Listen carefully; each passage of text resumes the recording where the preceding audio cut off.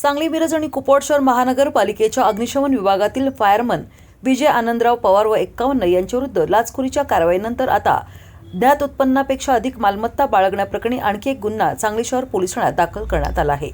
लाचलुचपत प्रतिबंधक विभागाने यापूर्वी विजय पवार यांना लाचेची मागणी करून स्वीकारल्याप्रकरणी कारवाई केली होती. त्या कारवाईनंतर त्यांच्या मालमत्तेची उघड चौकशी करण्यात आली.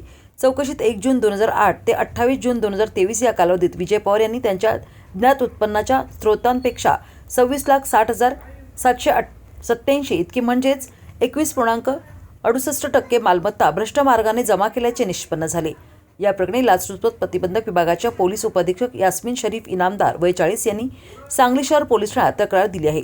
त्यानुसार विजय पवार यांच्यावर भ्रष्टाचार प्रतिबंध अधिनियम 1988 कलम 13(1) सह 13(2) तसेच सुधारित भ्रष्टाचार प्रतिबंध अधिनियम 2018 कलम 13(1) सह 13(2) अंतर्गत गुन्ह्याची नोंद करण्यात आली असून फायरमन विजय पवार याला भारतीय नागरिक सुरक्षा संहिता कलम 35(3) अन्वये 3 ऑगस्ट 2026 रोजी नोटीस बजावण्यात आली आहे.